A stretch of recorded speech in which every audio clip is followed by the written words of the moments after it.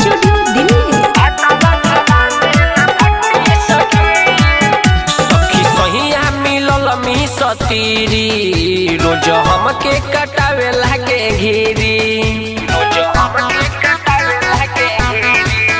सखी सहिया मिलल मी सतीरी रोज हमके कटावे लागे घेरी। सखी जोड़े ला देवाला मोरा करे बुरा हाल। सखी जोड़े ला देवाला मोरा करे बुरा हाल। उ बजावेला घंटी सखी देखले बखेला पूरा अंटी सखी। भातारा धारा देला फंटी सखी देखले बखेला पूरा अंटी सखी।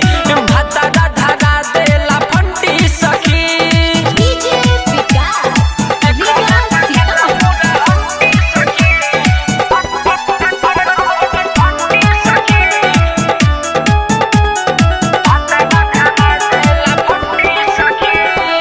कितना बताई हम सैया के बात हो।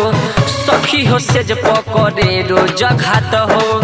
उनका हम दर्द से रात भर मुअनी कहेला झोरा हमें डाल दी करनी। ए सखी सुनत हो कितना बताई हम सैया के बात हो। सखी हो सेज पकड़े रोज घात हो।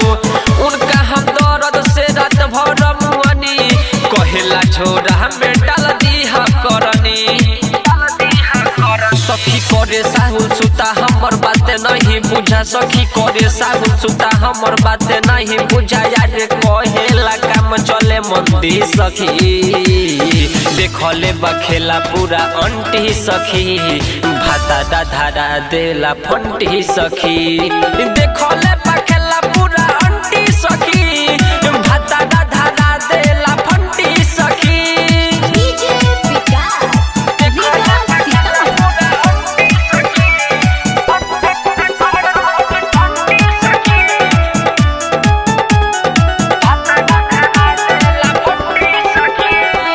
सैया मिलल बावे अर्जुन अकेला। राइटर गोलू हो बात न बुझेला।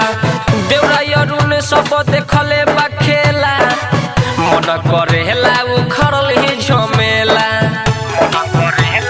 ए सखी सुन सैया मिलल बावे अर्जुन अकेला। राइटर गोलू हो बात न बुझेला। देवरा अरुण सब देखले बखेला मन करेला उखड़ल ही झमेला।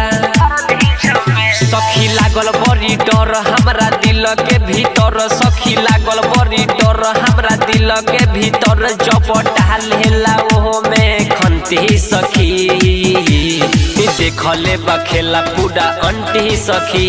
भातारा धारा देला फंटी सखी देखले बखेला पूरा अंटी सखी। भातारा धारा देला फंटी सखी। रिया फिल्म्स रिकॉर्डिंग स्टूडियो दिल्ली।